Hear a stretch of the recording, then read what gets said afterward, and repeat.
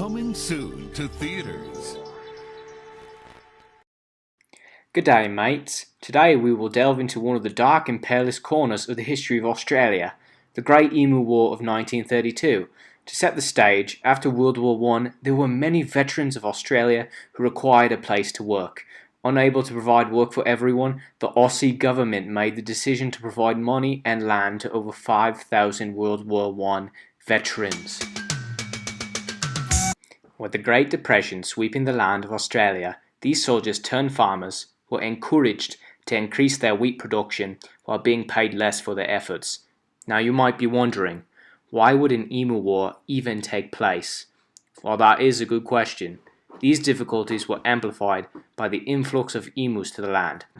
With new crops and water sources being brought to West Australia, the emus were quite happy with the habitat, which led to the destruction and consumption of the farmers' lands. Crops were eaten and the farmers' way of life were all but destroyed. Forced to take action to defend their livelihood, Aussie farmers knew what exactly must take place. A war against emu kind. Now, from a biological perspective, emus really enjoy the nice crisp wheat. Say mate, I've never quite had wheat quite like this before. This is something special. We've even got a water puddle to go along with it, mate.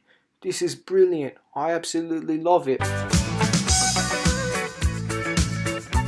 And of course, with hungry emus came the death of crops. And with the death of crops came farmers willing to take action. You come from a land down under, where women go and men plunder. Crikeys, Minister of Defence, these emus are eating everything I've ever grown. I need some assistance here. Oh, don't you fret, my dear farmer, I'll take care of you. After receiving Lewis guns and thousands upon thousands of rounds of ammunition, the Aussies were prepared for war. Major Meredith was assigned to lead the military campaign. Days before the operation was to start, heavy rains struck the lands, which further spread the emu forces. Sir, when do we start? After the rain, crikeys, mate! On November 2nd, the operation began. Around 50 emus were sighted, ambushes were set, and the military forces opened fire. The first ambush was found to be ineffective, as only a dozen or so hostiles were brought down. Obviously having to come after November 2nd, on November 4th, another ambush was set.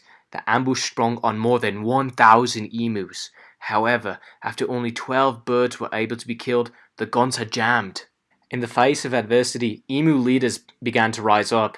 Leaders were on the lookout for attacking forces. 2,500 rounds were fired, and only 50 birds were killed. Ornithologist Dominic Saventi commented, "The machine gunner's dreams of point-blank fire into serried masses of emus were soon dissipated. The emu command had evidently ordered guerrilla tactics."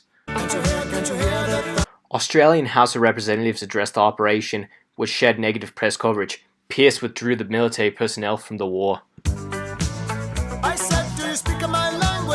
A second round of the operation was called upon, from which Meredith once again led the charge.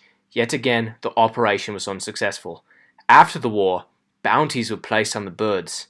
This proved to be quite fruitful in the hands of wildly successful bounty hunters.